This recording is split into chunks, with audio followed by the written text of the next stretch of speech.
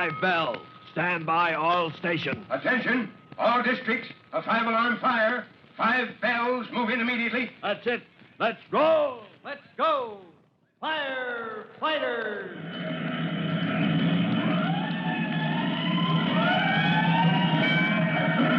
Presenting Firefighters, the true-to-life story of our unsung heroes who stand ready to ride by day or night against our most murderous enemy, the demon of fire.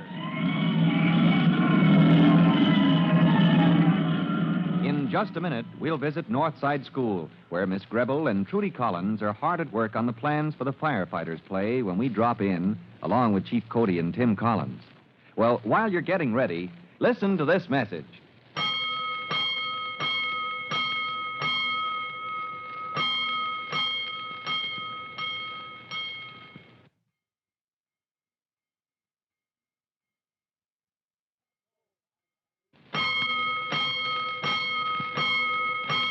Let's go, firefighters. Let's go to Northside School, to the office of Miss Grebel, the teacher in charge of play production. With Miss Grebel is Trudy Collins. And as you remember, they've agreed to get together after school to write a fire prevention play scheduled for performance only a few days away. Miss Grebel, only a few hours ago, met Trudy's brother, Tim Collins, for the first time. And now she asked Trudy, "Do you think I was too harsh with your brother, dear?" With Tim? Oh, my goodness, Miss Grebel, when he did what he did to us? Oh, from his point of view, I suppose he was right. Why, Tim practically locked us up right here in this office and wouldn't let us go until, we said we'd get together and write a good play for the Firefighters Brigade. Well, maybe he was right. Maybe it was the only way to make us agree. And after all, the way things were, the play was going to be an awful flop. That would be a terrible thing for the brigade and the school and the fire department, too. Tim had no right to make us behave ourselves, Miss Grebel. He's just too... Masterful? He thinks he's so right about everything. Oh, most men are that way, dear. Tell me, why does he have his hair cut so short? Is that a fire department regulation? Oh, no. He's just afraid it would curl if he let it grow. Just like my brother Jimmy's. My goodness, Jimmy would never get his hair cut, Mommy says, if he didn't know it would curl if he didn't cut it. Well, I was just wondering.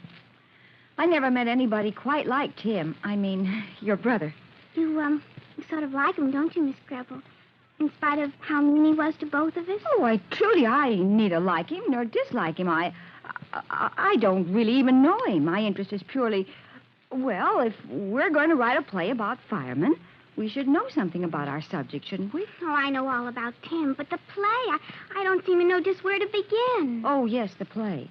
Well, Tim, your brother says that we ought to put in just exactly the things Chief Cody wants to say about fire prevention. But how can we know what those things are unless Tim tells us? Oh, dear, interruptions. Come in. You stay right here, Trudy. We'll get to work in a minute. All right. Afternoon, Miss Grebel. Hiya, Trudy. Private Collins. Oh, my goodness, it's Tim again. And Chief Cody. Miss Grebel, I hope you don't mind if we Private Collins, if you'd only be good enough to let us alone so we can write this play you compelled us to promise we'd write for the... Oh, good grief. I was hoping you'd forget to be mad at me, Miss Grebel, but... Well, anyway, you can't jump down my throat. I brought my bodyguard. Has this young rascal been annoying you, Miss Grebel? He's the most high-handed young man I ever... Oh, you're Chief Cody, aren't you? Yes, I am. And I wanted to thank you personally for the interest you're taking in this fire prevention play, Miss Grebel. With the mayor and the Commerce Club and other important people in your audience, well, this play is going to be a great thing for my fire prevention campaign. I want you to know I'm very grateful to you. Chief Cody, you see, you've been so wonderful to our children here at Northside School, and, I've heard about you so much, and, And the only reason we're doing it, Chief Cody, is for you, not for Tim. He's getting so masterful, nobody can stand it, even if he is my own brother. And Miss Grebel says so, too. Oh, now, Trudy, it's not as bad as all that. Well, how about it, Collins? Guilty, sir. This morning, when I talked with Miss Grebel and Trudy, they couldn't agree to get together to write this play for you until I shut the door here and wouldn't let them go to class until they both got so mad at me they consented to work together for you. Of all the high-handed performances. I know, Miss Grebel, so I came here to apologize. And besides, it's all Trudy's fault. My fault? Oh, my goodness. That's right, young lady. A girl is supposed to teach her brother how to behave. And if your brother doesn't know how to treat Miss Gribble with respect, well, it must be his sister's fault. Oh, dear. Now I'm all mixed up. Trudy, they're teasing us.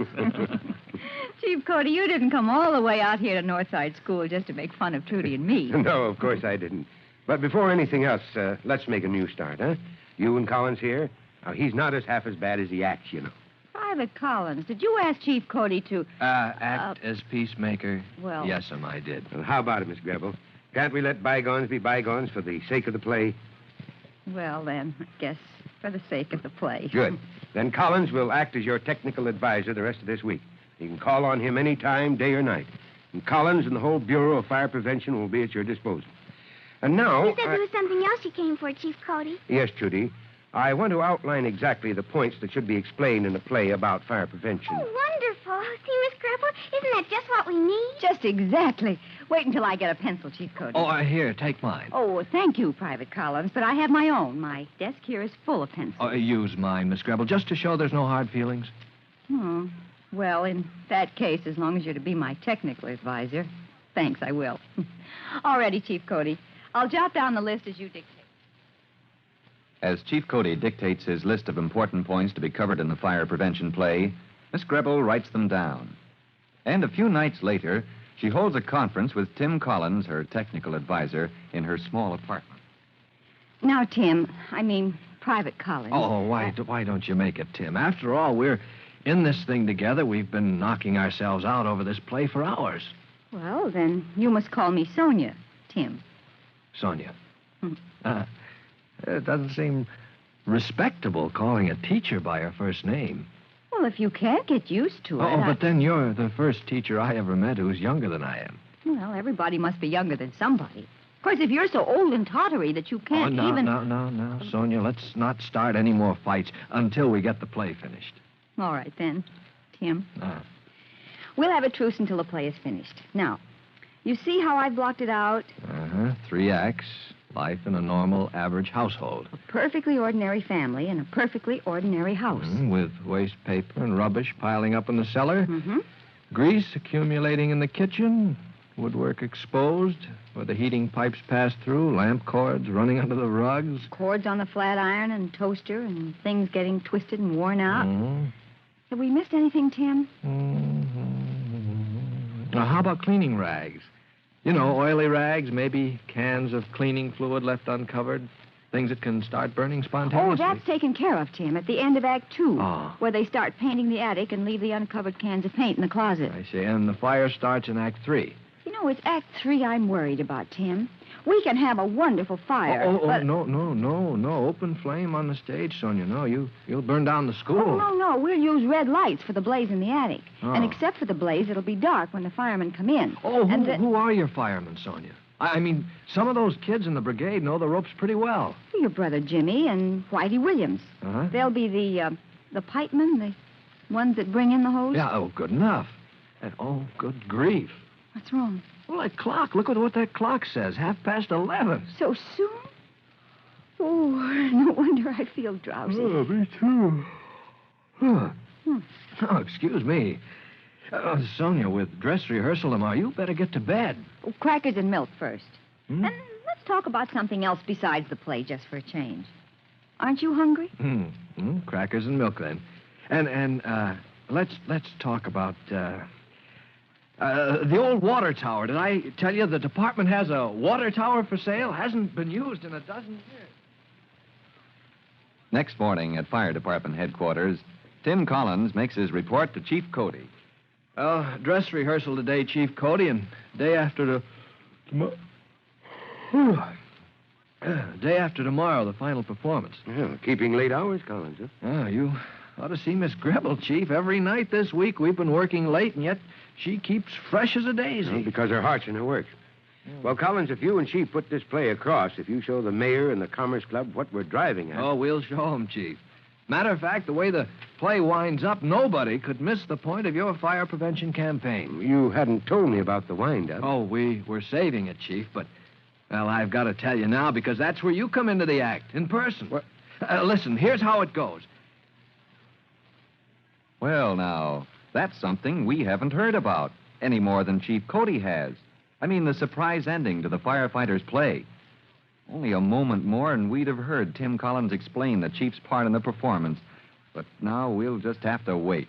But it's worth waiting for, and you'll hear all about it, as well as the actual play itself, as staged by the Firefighters Brigade, when you listen to our next true-to-life episode of The Firefighters.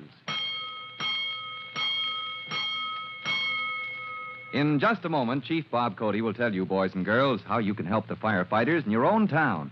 But first, here's a message you ought to hear.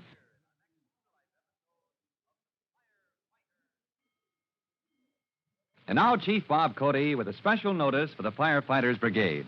Chief Cody. Hello, boys and girls.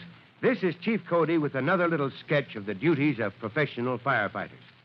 This time, the engine man, the member of an engine company whose job it is to attack fire with extinguisher or hose. No matter what the risk, his job is to get ahead of the fire, drive it back to its point of origin, and smother or drown it out. Now, this may mean climbing high ladders or even going below the surface into smoke-filled cellars. But that's the job. And that's all for now. You'll be hearing from me soon. Fire Chief Cody and the young rookie fireman Tim Collins will be back on the same station the next time you hear... That's it. Let's go!